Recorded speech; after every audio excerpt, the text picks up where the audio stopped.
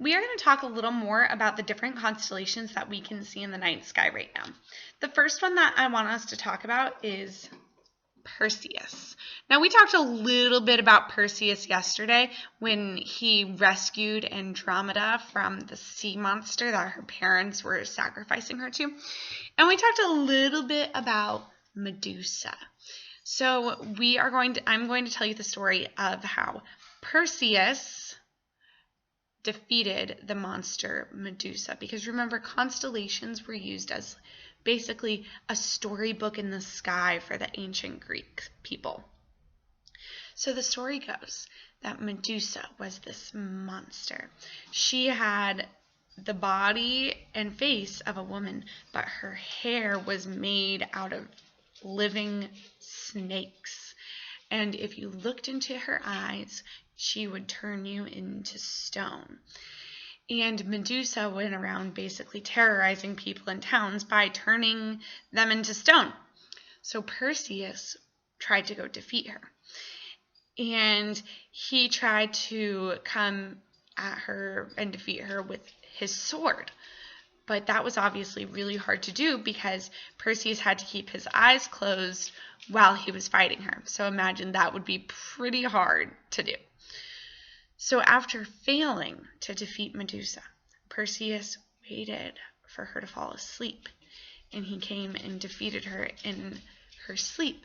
So that way he wouldn't be turned into stone by looking at her. Because when you sleep, your eyes are closed and you have to look into her eyes for you to be turned into stone. That's how Perseus got Medusa's head, which even worked when it wasn't attached to her body. If you opened up her eyes, she could turn you into stone. And that's how Perseus ended up defeating everyone who was challenging him to marry Andromeda, and he was able to marry Andromeda. So that's the story of Perseus. If you look here, this is Perseus's body. This is an arm, and that is his sword. Here's his other arm, and he's kind of like flexing, like, look at my muscles. I'm a big, strong guy. He was called Perseus the hero, and that's the story of Perseus. The second constellation I'm going to tell you guys about today is called Leo the lion. This was a monstrous sized lion, like 5 times bigger than a normal lion, which are already huge. And this giant lion was terrorizing the Greek people. He would walk around and catch women and drag them into the lairs. And any of the soldiers or heroic men who would try to come and rescue the women, he would eat them. So obviously this was a really big problem for the Greek people. And they asked the hero Hercules to come and save them. So Hercules and this lion had a crazy battle, and Hercules ended up winning. Now, to congratulate Hercules for defeating this lion, Zeus put a picture of the lion in the sky as a symbol to everyone that Hercules defeated it. Now, the last one we're going to talk about today is a common one that you may have heard of before. It is the Big Dipper. But the Big Dipper is actually only a small part of a bigger constellation called Ursa Major. So as you can see here, that is the Big Dipper, and it is only a small part of the rest of this.